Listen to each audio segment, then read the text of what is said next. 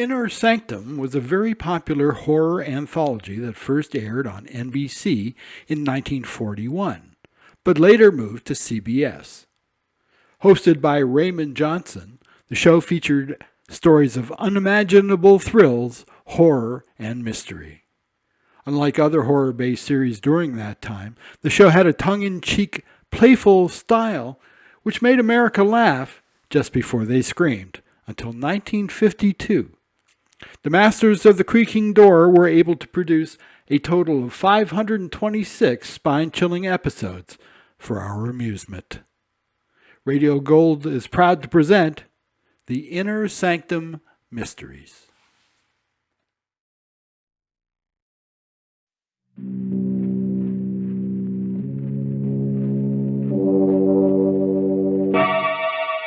Lipton Tea and Lipton Soup present Inner Sanctum Mysteries, starring Lee Bowman.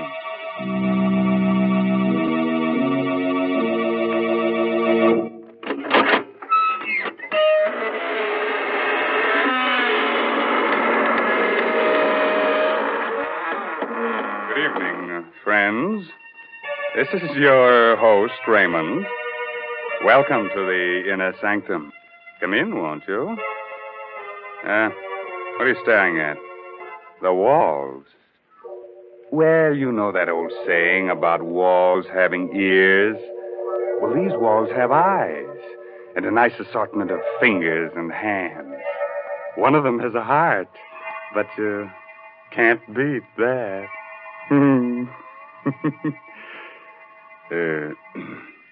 Don't mind me, friends. In my old age, I'm getting to be a bit of a gore. You're getting to be a crotchety old bachelor, that's what. Who said that?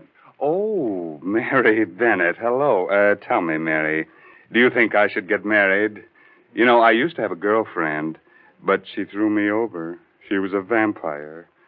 She said I wasn't her blood type. Mr. Raymond, please, what a silly thing to say. More and more, I'm convinced that what you need is a wife. I'd just love to see the way a wife would handle you. Would you send me a wedding present, Mary? I sure would. I'd send you a big supply of Lipton's noodle soup. You know, I'll bet your wife would appreciate that. My goodness, in the old days, it took a woman all day to make a pot of noodle soup, whereas nowadays it only takes a jiffy. That is, when you use Lipton's noodle soup mix. But Lipton's has got the same homemade taste, believe you me. It's got the same chickeny flavor. Yes, sir, a hot plate of Lipton's noodle soup is a grand welcome home for the whole family. One whiff of that savory Lipton's noodle soup, and folks feel relaxed and ready for dinner with a rousing good appetite. Well, now, that's a very pretty picture, Mary. Which reminds me, our story tonight is about one of the fine arts, murder. It's called Death is an Artist, an original tale by Frederick Matho. And our star is from Hollywood, Lee Bowman, soon to appear with Rita Hayworth in the Columbia Technicolor picture Tonight and Every Night. So, curdle close to the fire and turn the lights down real low. By the way, if you have a little spook or two in your home, looking behind your shower curtains before turning on the water is the courteous thing to do. Otherwise, you might be dampening your spirits. Now, let's get on with our story. I'm Stevie, a reporter. I'm what's called a police reporter, because I hang around police stations for my stories. But tonight, I'm the best reporter in the world, because I've got that kind of a story that's only given to one writer in 1,000, once in a lifetime.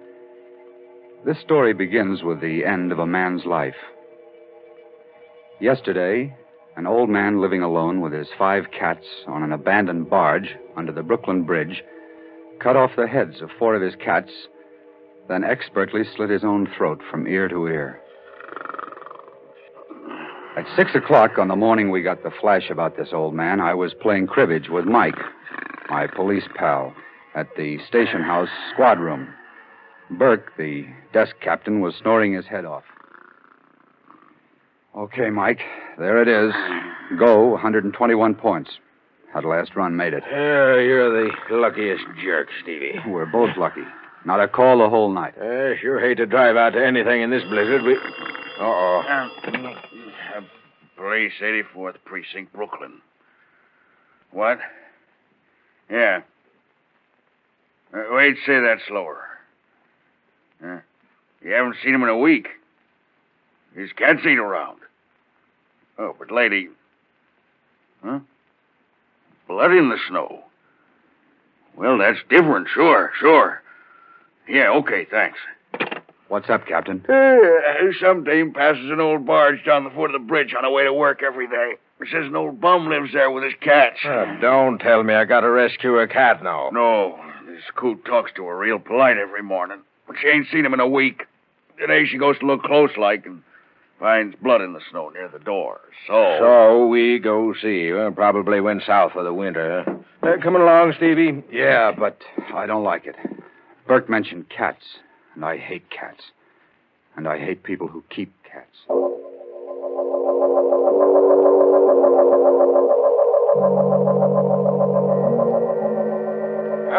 this is it, I guess. Come on, Stevie. Hey, look, Mike. There's a snowman. So what? Haven't you ever seen a snowman? Yeah, but look. That's not an ordinary snowman.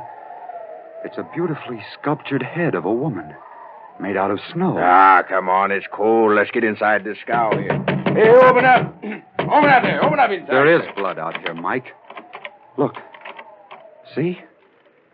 Here's where the woman's footprints stop.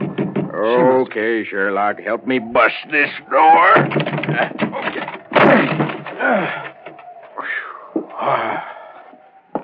What's the matter with you? Look on the floor. Holy mackerel. 1, 2, 3, 4 cats with their heads cut off. And another one. Alive. Hey, where are you going? I told you I can't stand them dead or alive. One of them clawed me when I was a kid. Stevie, get a load of this over here on the bed. He did a good job. From ear to ear. He had done a good job. He was naked to the waist, and his hairy torso was bathed in blood. His head lay to one side and was nearly severed at the throat. His mouth, a strangely sensitive mouth, hung foolishly open in the middle of a matted mass of beard. But it was his eyes that stirred something inside me. They were coal black agates that smoldered with defiance, even in death. They seemed to carry a message only I was meant to see.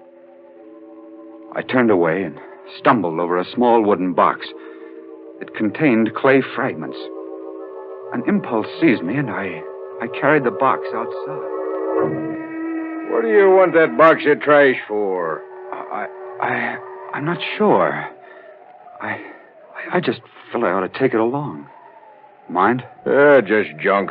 These bums collect the screwiest stuff. Come on, I'll drop you off at your paper. You'll get a news beat on this anyhow.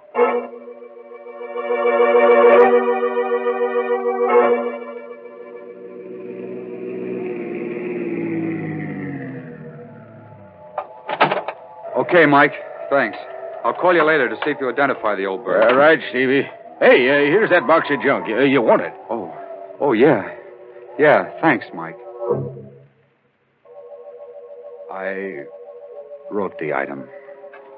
All we could learn was that he was Ivan. No fingerprints on record, no relatives, just Ivan. So he stayed just Ivan to 250,000 readers and to the police. But to me, he was a man who had not yet died. I poked through the rubble of clay in the box, and I was about to throw the whole mess out when a time-blackened metal tag caught my eye. It was the kind of tag used to mark paintings or statues. It read, Agatha, January 2nd, 1924. 20 years ago, today. And below that was a name, Ivan Thorne. The name jangled a bell in my memory. It frightened me. It fascinated me. I rummaged in the box some more. A hunch grew to certainty.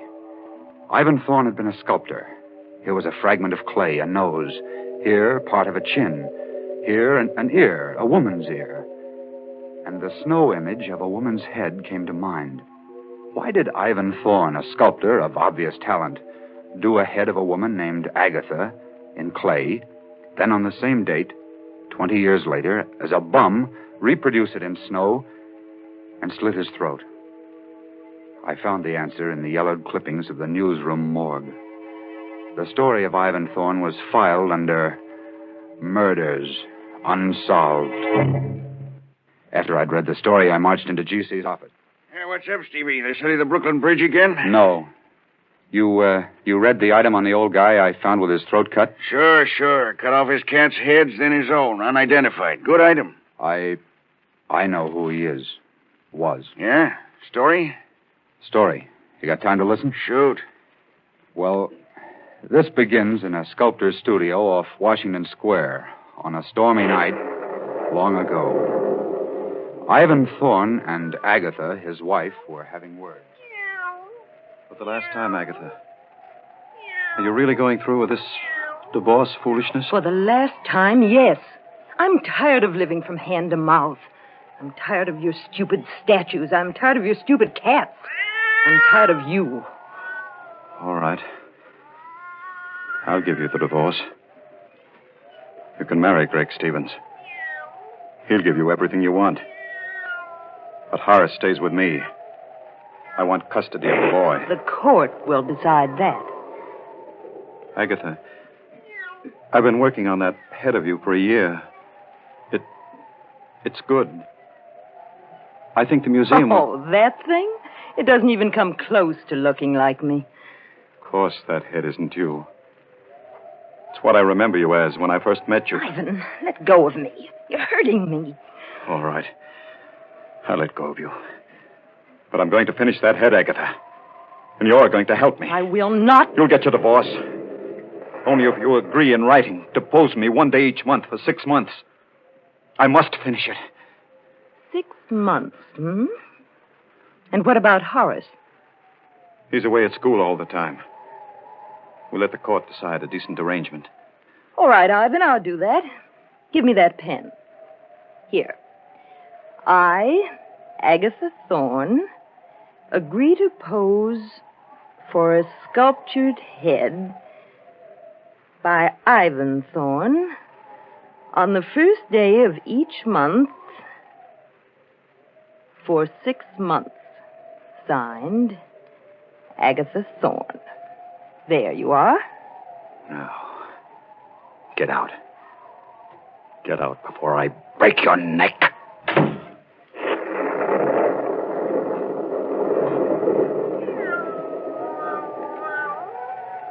She's gone.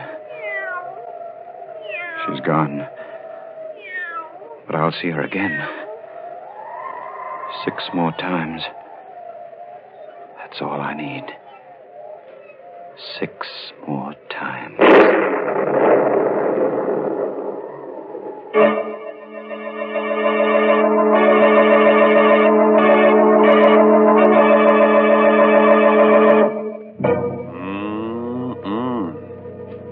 Sounds to me like this Ivan guy is working up a neat little catastrophe. Mr. Raymond.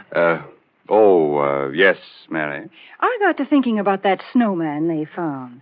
Did you ever make a snowman? Oh, sure, and I cut off his head for a souvenir. Kept it in the icebox over the summer. And you're teasing me, Mr. Raymond. But you know, when I was a child, we used to spend all afternoon making a snowman. And then we'd go in the house for supper with our cheeks red as a frost apple and with a real country appetite. The house was so warm and cozy. Yes, and filled with all the exciting smells of good cooking.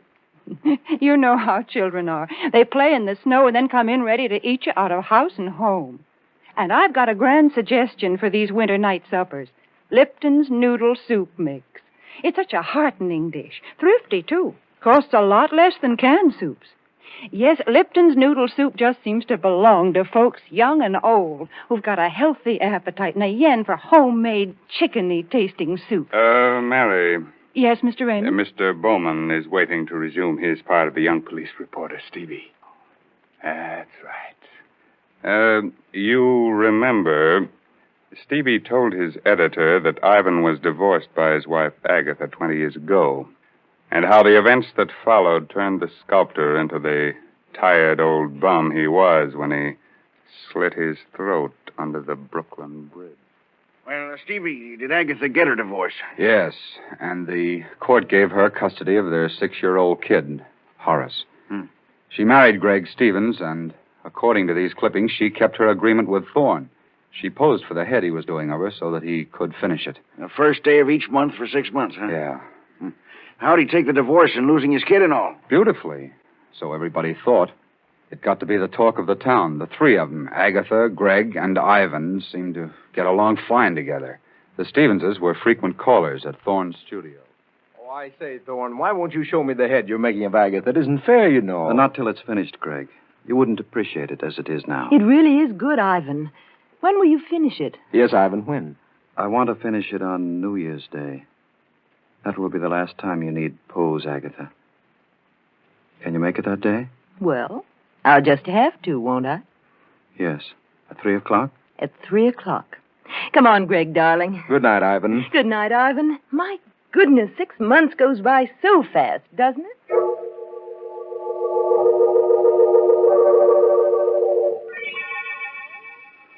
6 months. I gave them 6 months. Monday it's over. Monday is the last day she poses for me. Monday I'll finish that head. I love her. And for 6 months, 6 centuries, she belonged to that idiot. He took my son from me. You can't hear me, Agatha. Can you? This is you and Clay. You can't hear me. Everybody thinks it's wonderful that Ivan Thorne is such a good sport about it. I fooled them all. I fooled you. Yes.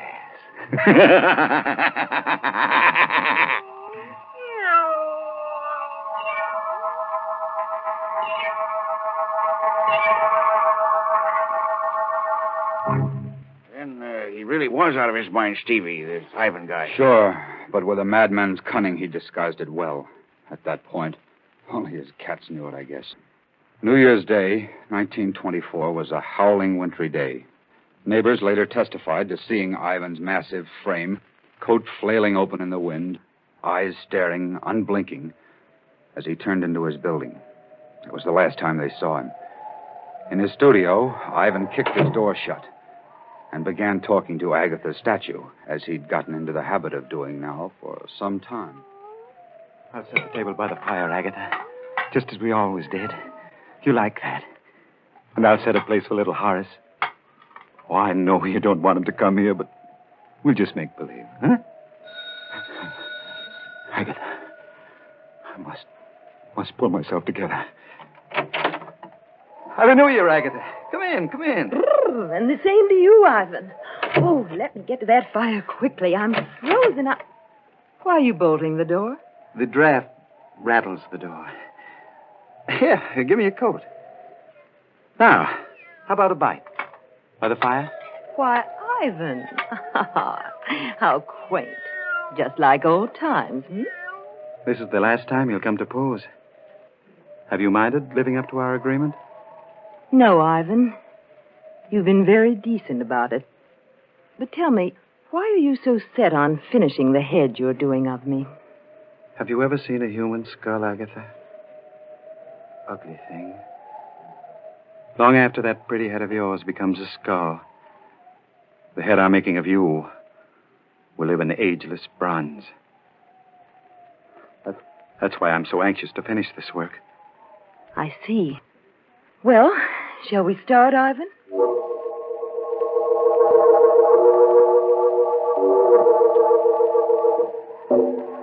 Ivan, you're not working. You're just staring at me. I'm studying the line of your neck, darling. It eludes me. Well, hurry, please. I've sat here for 2 hours now. I'm tired. I'll be finished soon. Then you can rest darling. Then you can rest. Ivan, you're looking at me as though Ivan! You've moved your head again, darling. Here, let me show you. There. So. Just like this. Don't move, Agatha. My fingers are loose on your throat. But in a split second, I can sink them into you tight. Like this. Don't! I've loved you more in these few months you've been away from me than I ever did before. I'll always love you. But if I can't have you, no one else can. Ivan, you're mad. You can't. I gave you 6 months with that fool because I wasn't sure. I thought I could get over losing you and the boy. But I can't.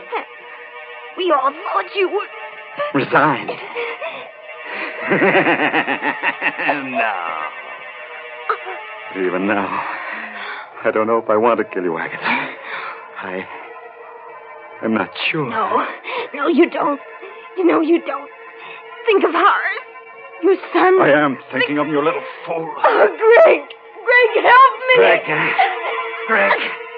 You've got the nerve to speak his name here. No. You want Gregory?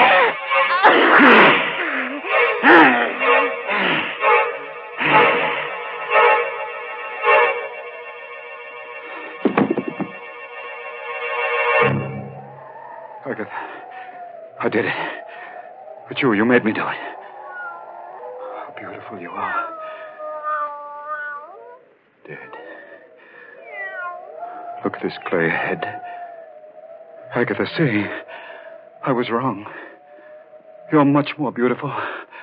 I've changed my mind. I don't want fame. I don't want a statue. I want you. See, Agatha, I've broken it, smashed it.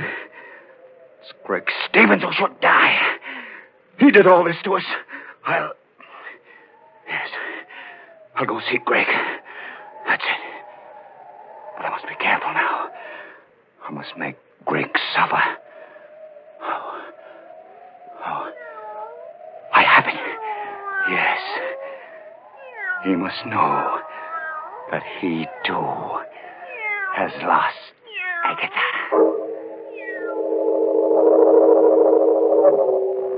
Wow, that's some yarn, Stevie. He actually strangled Agatha, huh? What happened then? He left his studio and called at the Stevens' house a little after 6. Greg Stevens and young Horace were the only ones there, except for the butler.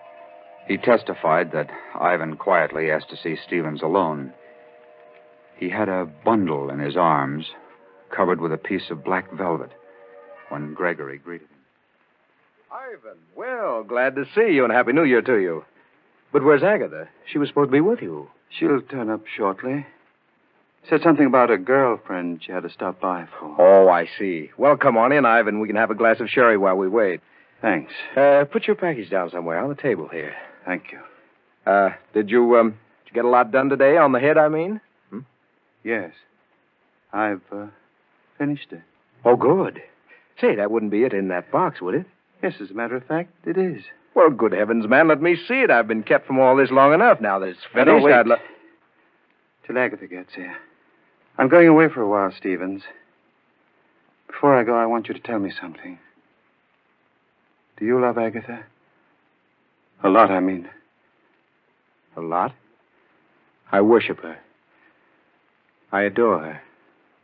You know what you did to me when you took Agatha and my boy from me? Well, the choice was hers.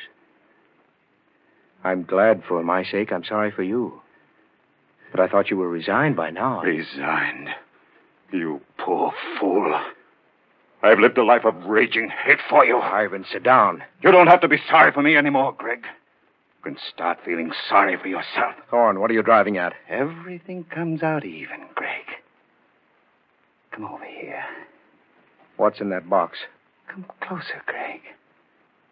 Here. I'll take the cloth off. See for yourself. Agatha! You fiend! You beast, I'll kill you.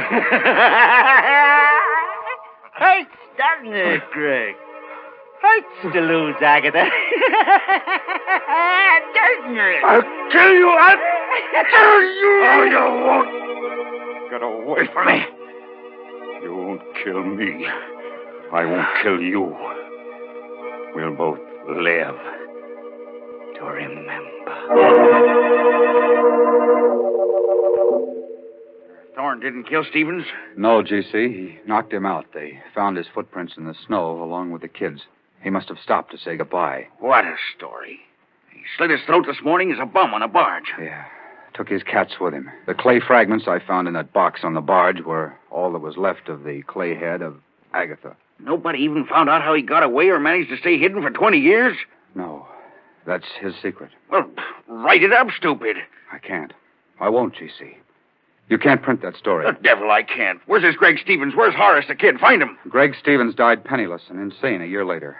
His kid was raised in an orphan asylum. Well, find the kid. Now, let's see. He'd be about 26 today. Maybe he doesn't know any of these things. What a scoop. Get busy. Look, you can't print this story. Why do you think I didn't write it up and hand it in? I feel sorry for the kid. I was raised in an asylum. A story's a story. What do I have to do? Draw you a diagram, G.C.? Why do you call me Stevie? Well, because your name is Stevens, I guess. And, good heavens. You don't mean it. Yes. My name is Stevens. I never use my first name. I don't like it. It's Horace. That's right. You're Horace Stevens. Yes. My father was Ivan Thorne.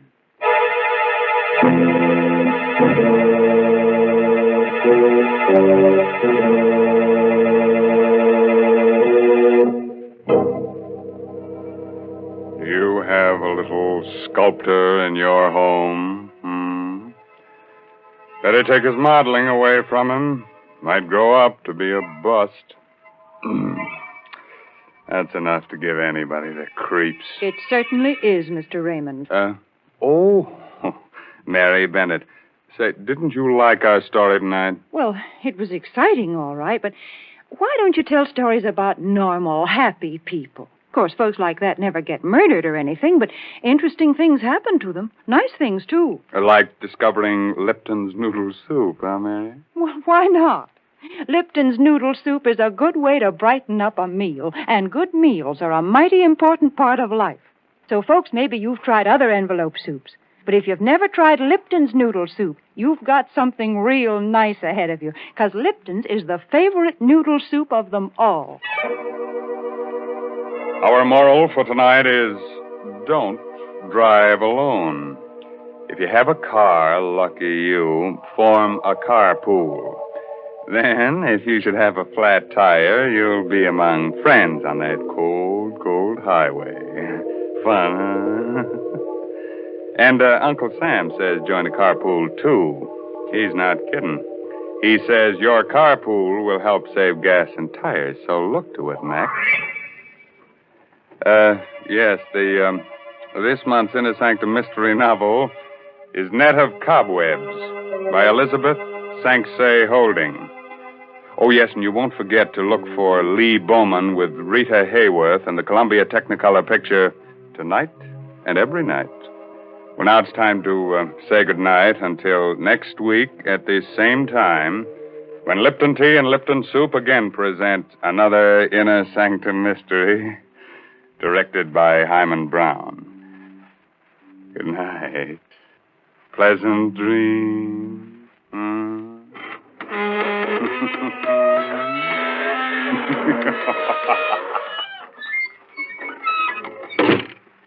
Folks, I got to thinking about wintertime, about snowmen and frost pictures on the windows, and about how cozy a house can be when there's a gale blowing outside.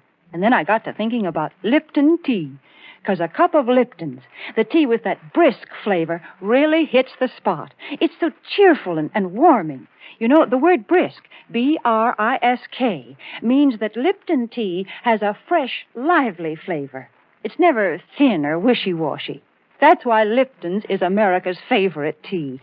So don't forget to ask for it when you go to the grocery store. And don't forget to tune in next Tuesday night for another Inner Sanctum Mystery.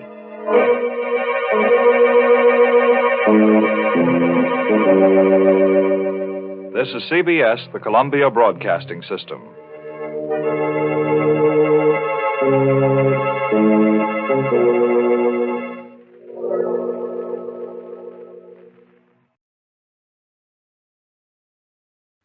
Let's take a short intermission.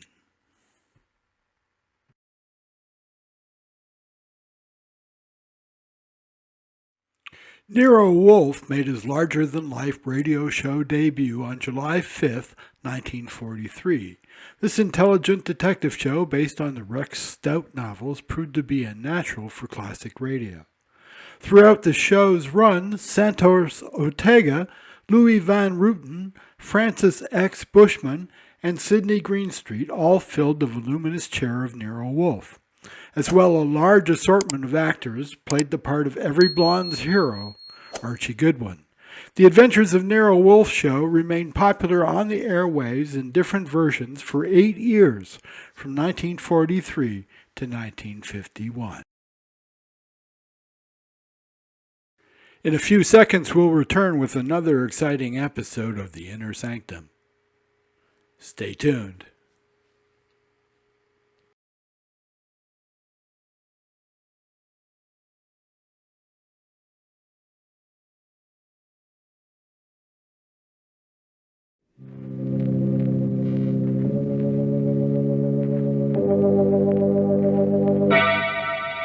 Colgate Tooth Powder presents Inner Sanctum Mysteries.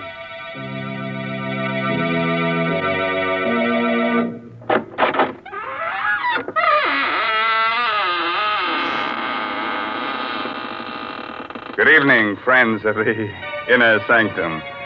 This is your host, Raymond, inviting you in through the squeaking door. Well, it's so nice if you'd come here tonight and help me sit up with the corpse.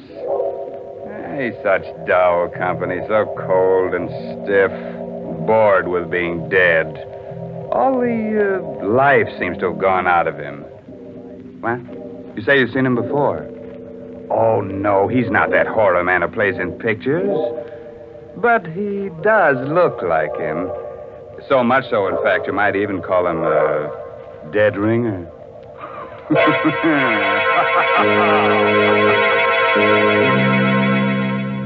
Tonight's Inner Sanctum Mystery, Voice on the Wire, is an original radio drama by Robert Sloan and stars Miss Leslie Woods in the role of Geraldine Reeves. It's produced under the direction of Hyman Brown. Use Colgate tooth powder. Keep smiling just right.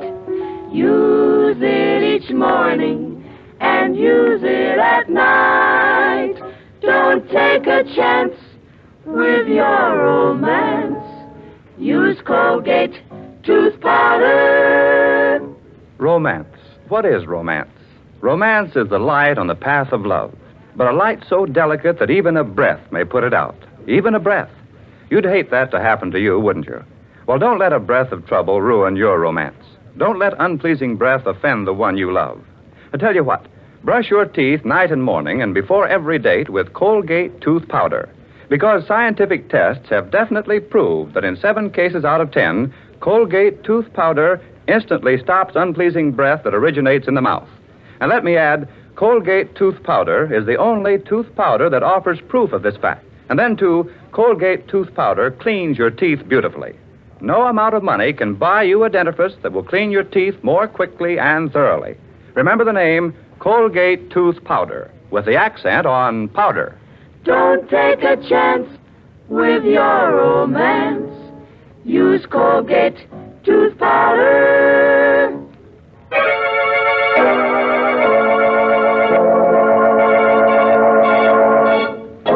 No doubt the telephone is an ingenious invention, but as far as I know, no one as yet has been able to commit murder over it, although many people have wanted to. Still, there are worse things you can get on the phone than the wrong number, especially if you happen to call the voice on the wire.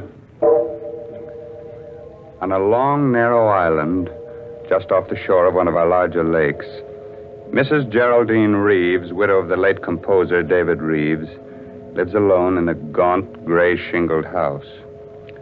Only a few hundred yards away are the charred remains of her former home where David was burned to death in a fire just 2 years ago. It's after dinner now, and as the clock in the hall strikes 8. You've got to get hold of yourself, Geraldine. I can't help it, Doctor. You see, it starts every night about this time. What starts? The music. David's last composition. I hear it being played on a piano. And the notes seem to come from the old house, the house where David died in the fire. Well, perhaps someone is playing that piece on the piano. Someone on the island. No. No, there's only one other house out here, and those people are away. And the dog. The dog keeps howling all night long. What dog? I don't know.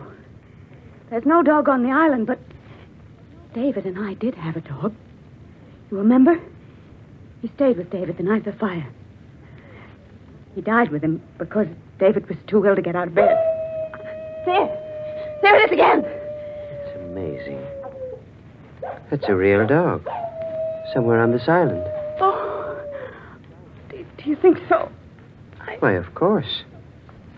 Probably some stray got across the bridge or swam over from the shore. Well, you see, Oh, excuse me, Doctor. Certainly. Hello? Hello? Mrs. Geraldine Reeves. Yes, speaking. Who is this? Listen.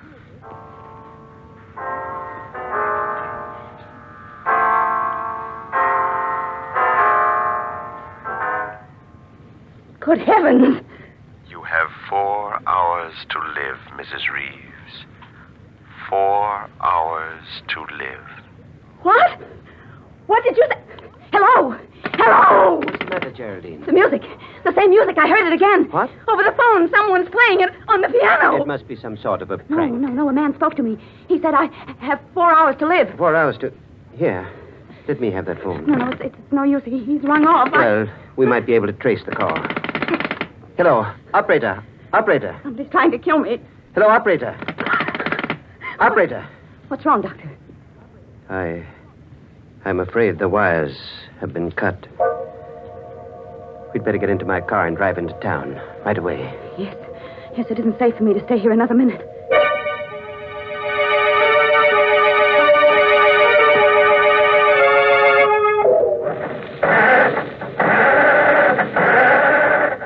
Can't understand it. The motor won't turn over. Somebody must have meddled with this car while we were in the house. Well, try my car, Doctor. I think perhaps I'd better. Is it in the garage? Yes, Great heavens, it's gone. The garage is empty. The car's been stolen. Now, let's not lose our heads, Geraldine. But we're not completely cut off yet. We can't use a car. We can still walk. But it's almost a mile to the bridge, and the road is so dark down along the water. It won't be too dark with a flashlight. We can go down through the woods to the edge of the water and walk along the shore. Oh, wait a minute. What's the matter? I just remembered. David's brother's driving out here tonight. Harvey? Yes, and his wife, Laura. They said they'd be here by 8:30, and if we wait for them, they can take us back in their car. What do you think, Doctor? That's safer than trying to make it alone. If we wait right here, perhaps we can watch the bridge and see them coming. Heaven's sake, Geraldine. What are you staring at? The bridge, Doctor. The bridge, look. This end of it's been washed out.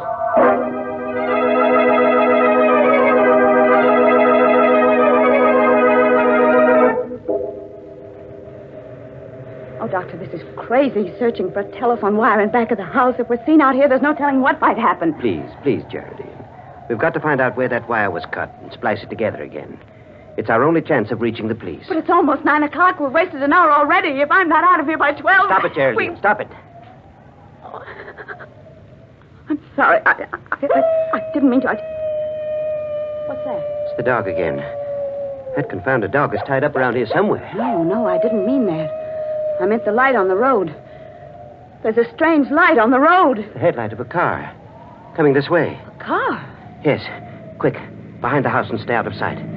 It's turning into the driveway. How could a car have come out onto the island with that bridge out? Shh. They're getting out. Oh, why, it's Harvey and Laura. Good heavens. Oh, Harvey. Harvey! Hello? Harvey! Oh, Harvey. Pete's sake. Oh. Jerry, what are you doing? Playing hide and seek with us back there? Oh, Harvey, I'm so glad you've come. Jerry, what's the matter? Oh, everything. But first you've got to tell us how you got here. Why, we just drove over the bridge and on up the road the way we always do. But how could you drive over the bridge? It's been washed out. What? Well, I saw it with my own eyes, and Dr. Pricing saw it too, didn't you, Doctor? I certainly did. Oh, you must be mistaken. We drove over the bridge not more than 2 minutes ago. Are you sure you haven't been on the island longer than that? Well, I'm positive. Why? Well, some very strange things have been happening here tonight. Geraldine's life was threatened, her car stolen, and mine tampered with. What? What are you talking about? Look, I'll show you. The starter on my car won't even turn the motor over. Here. By George. It's working now. Say, what is this, Jerry? Have you and the doctor been taking a few pills? Did you drink too much wine at dinner? Oh, no. Everything he said is true. Even the telephone wires have been... I must be going out of my mind. That is my telephone ringing, isn't it? Yes, of course. Well, aren't you going to answer it? Well, I'm almost afraid to. Come with me, Harvey, will you, while I do? Sure.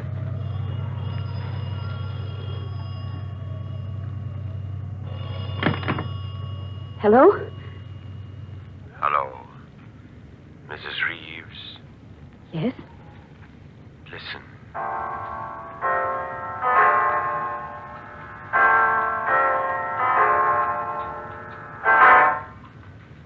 It's 9 o'clock, Mrs. Reeves. You have 3 hours to live.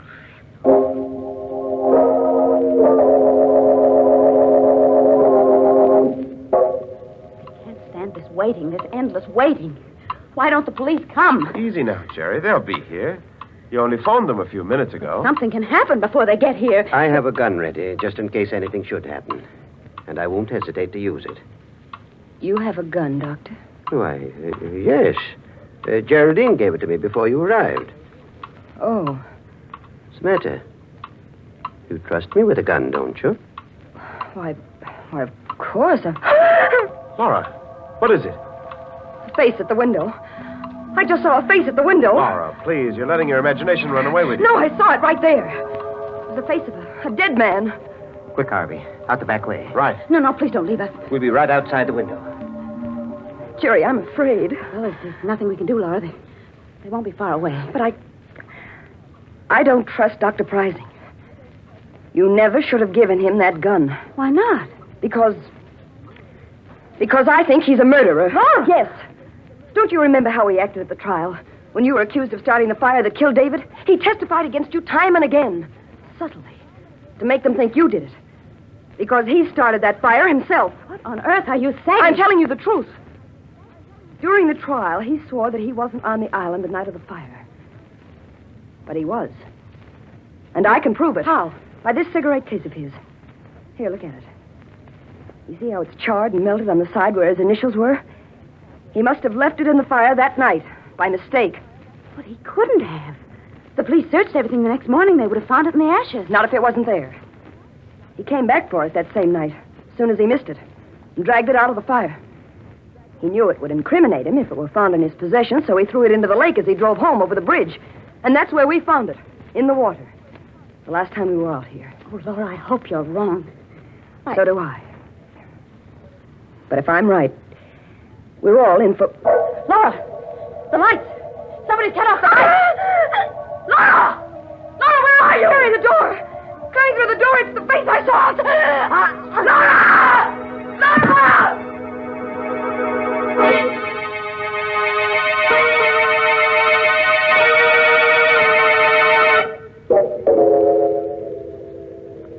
It was meant to be me, Harvey. Whoever came through that door intended to kill me. Jerry, please. How is Laura, Doctor? I'm afraid I can't do anything for her, Harvey. She's passed on. Oh. Laura, darling. You'd better not touch the body, Harvey. Oh, leave me alone. You've done enough already, Dr. Pricing. I beg your pardon? You'll have a lot of explaining to do when the police arrive, Doctor. I'll tell them how you ran away from me out there before the lights went out. How you were here in this room when they went on again. Harvey, don't say things you'll regret later on. Just a moment. Where is the cigarette case Laura had in her hand when the lights went out? What cigarette case? You know the one I mean, Dr. Pricing. The gold one that was charred in the fire. I haven't the faintest idea what you're talking about. I have. And if you're as innocent as you claim to be, you won't mind being searched. Not at all. Go right ahead. I will. Whom are you calling, Geraldine? The police. Can't understand why they haven't arrived yet. It's almost 10 o'clock. Maybe something's happened to them on the way. Maybe their car broke down. Their car, too? Huh? Nothing. Only it seems as if your car is the only one that works when you want it to. Headquarters. Oh, Sergeant. Sergeant, I can't understand why your men aren't here yet. A murder's been committed. Do you think you've been calling the police department all this time, Mrs. Reeves?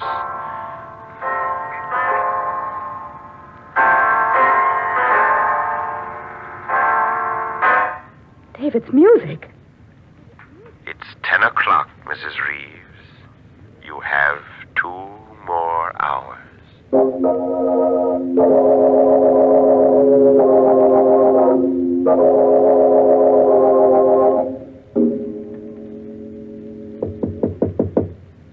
Jerry, are you in your room?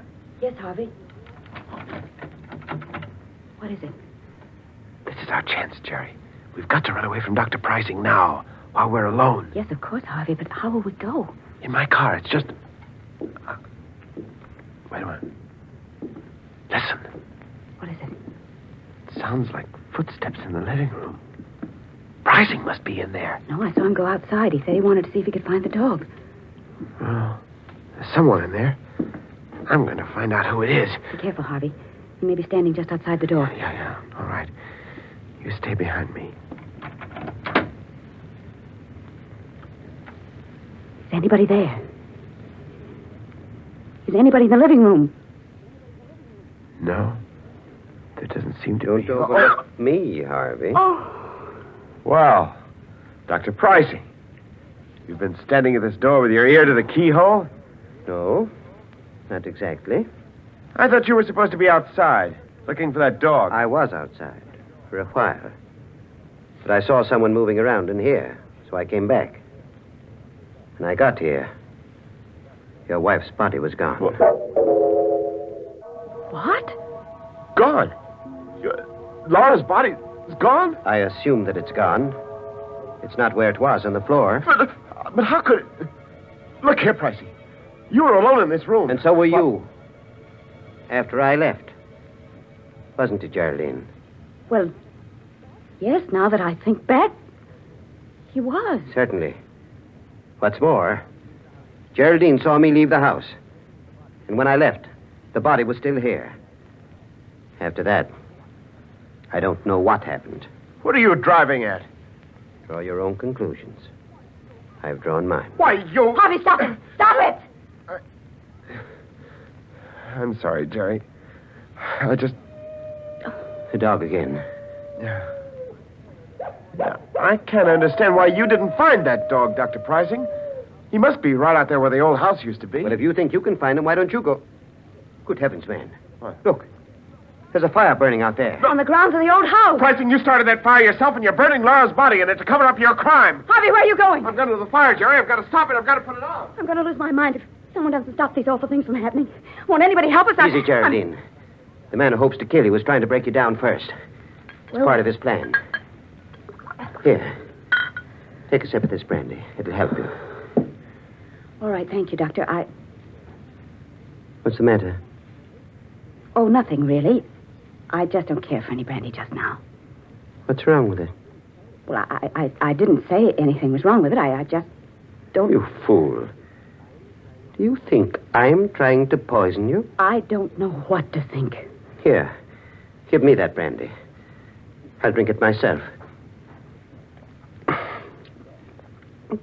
There.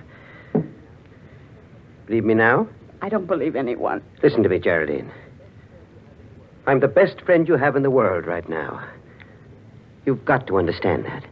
Because there isn't much more time. We've got to get away from Harvey while he's still out there. What do you mean? Can't you see? He's trying to kill you. That's a lie. It isn't, Geraldine. Harvey's the one that's lied to us. He and Laura both. They intended to kill you when the lights went out. But in the darkness, Harvey made a fatal mistake. He thought it was you he was strangling, not Laura. I won't believe that. It's the truth. They never drove across that bridge at 9 o'clock tonight. They've been here on the island all evening. How do you know? Because we saw that bridge with our own eyes. And I saw it again just 5 minutes ago. It's still down. You're lying. Come out and see it for yourself. You're just trying to get me out of this house. Stop being such a fool. Here, take this gun. If it'll give you any security, take it. And hold it in my back while we're out there. But for heaven's sakes, let's get away from Harvey while there's still a chance. All right. Give me the gun. Here. Now you keep in front of me all the time. And I'm warning you.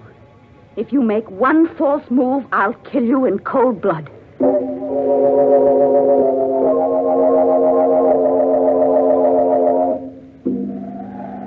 You see, Harvey and Laura were lying to us. The bridge is still down. You're right. They couldn't have come across that bridge. Of course not. The only trouble is, we can't get back over it now either. We've got to get away, Doctor, now, before we're seen. What about that house at the other end of the island? People are away. But they might have a boat. Yes, of course they do have a boat. We can row to the mainland. Come on, quick. All right.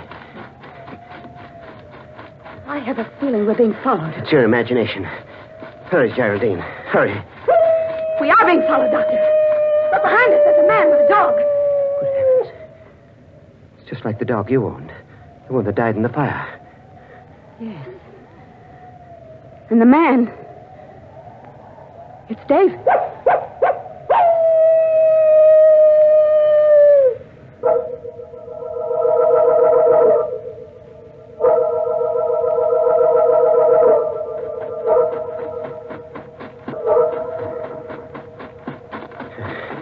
We've lost them. Lost them in the woods. They can't be far behind. Doesn't matter now. The house is just ahead. But the boat, Doctor. The boat's not at the landing. It must be. Well, it isn't. Can't you see it isn't?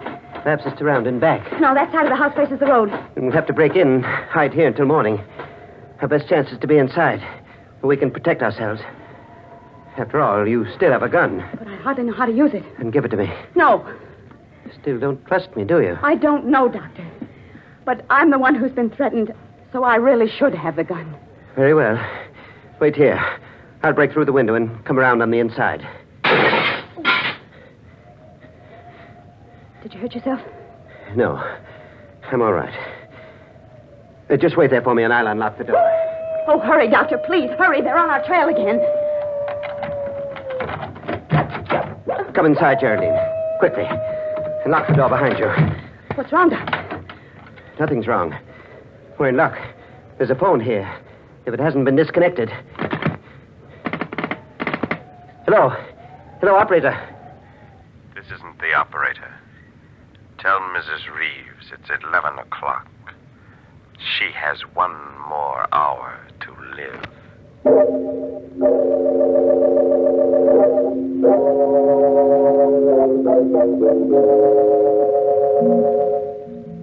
11.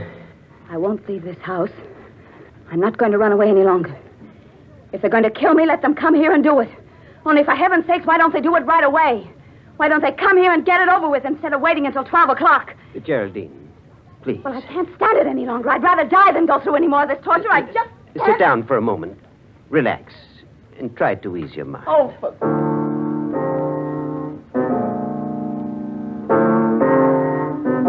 Dr. Prizing, what are you doing? Playing the piano. I thought it might relax you. But that melody... You! You're the one I hear at night, playing David's music. Playing it right here in this house. Yes, Geraldine. I've rented this house to protect you from David and the dog. Well, stop it! Stop playing that piece!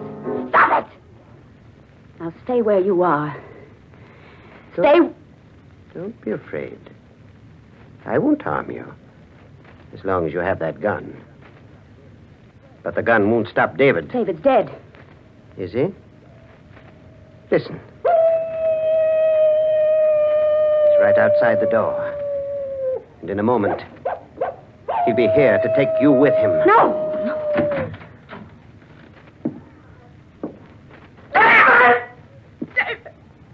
Yes, Geraldine. I've come back to see you. In spite of everything you've done. Stop! You killed me, didn't you, darling? You started that fire because you knew I was too much of an invalid to get out of bed. Stay where you are! You hated me, Geraldine. Stop! No. Your bullets can't harm me now. Nothing you can do can harm me. Because I'm dead and you're still alive. Oh, David. David, forgive me. I didn't know what I was doing that night. Please believe me. I was sorry as soon as I started that fire, but it was too late then. I couldn't put it out. I couldn't. How dare you ask my forgiveness when you're still lying? But I'm not lying. I'm not. I told you everything. Why didn't you tell the police? Because I wanted to live. You'll confess everything now? Yes, David, yes, I will. If you'll only leave me alone, please. It was my cigarette case Laura found in the water. I'd thrown it over the bridge that same night after I took it out of the fire. Well, I guess that's all we need, Harvey. A full confession with 2 witnesses. Harvey! Yes, Geraldine. I do look like my brother in this dim light. And the dog Laura's holding outside is the same breed as the one you own. Laura!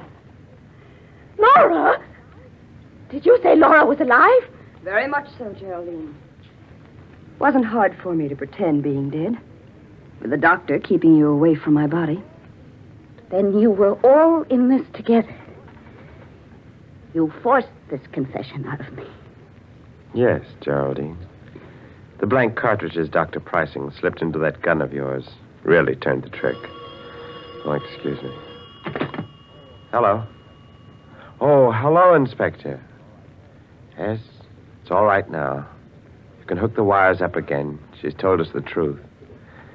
And you'd better get to work on that bridge right away. It's still down.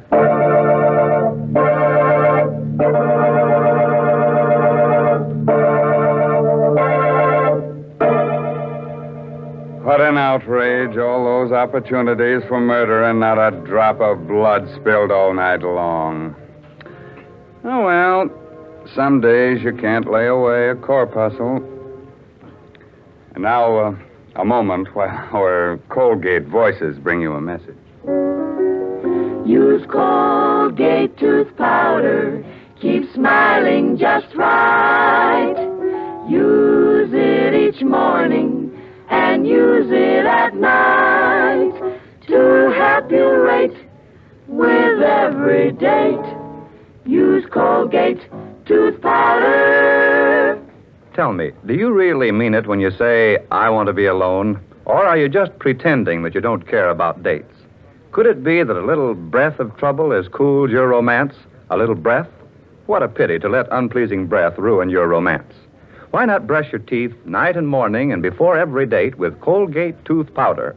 Scientific tests prove that Colgate tooth powder, in 7 cases out of 10, instantly stops unpleasing breath that originates in the mouth.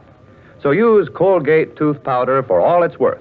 Enjoy its exciting cleansing results, too.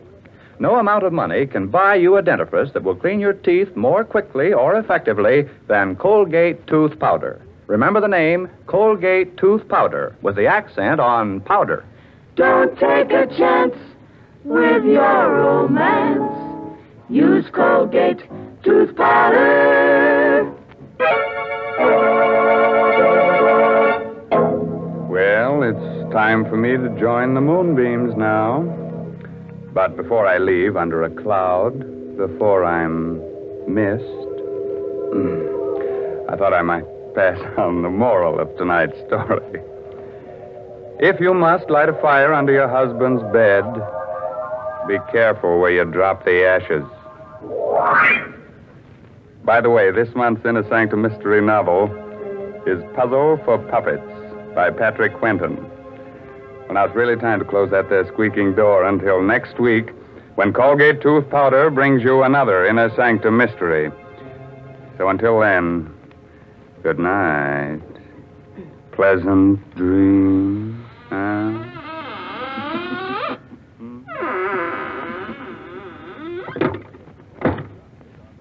Latest reports from doctors on the 14-day Palmolive plan. Kansas City reports better complexions for 93%. New Orleans reports better complexions for 97%. In city after city, doctors tested the 14-day Palmolive plan on all types of skin, and 2 out of 3 of all women tested got better complexions in 14 days. What is this 14-day Palmolive plan? Wash your face 3 times a day with Palmolive soap. Then, each time, take 60 seconds more to massage Palmolive's lovely soft lather onto your skin as you would a cream. Then rinse. This cleansing massage with Palmolive's lather brings your skin its full beautifying effect. See what Palmolive can do for your skin in 14 days. Remember, doctors prove Palmolive's beauty results. Remember, another Inner Sanctum Mystery next Wednesday night. This is CBS, the Columbia Broadcasting System.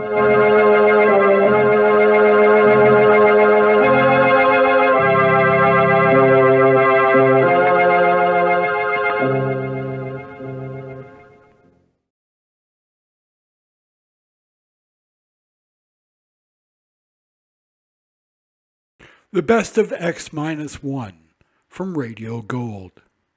X-1 has been described as one of the finest offerings of American radio drama and one of the best science fiction series in any medium of all time. Subscribe now to be notified when new shows drop.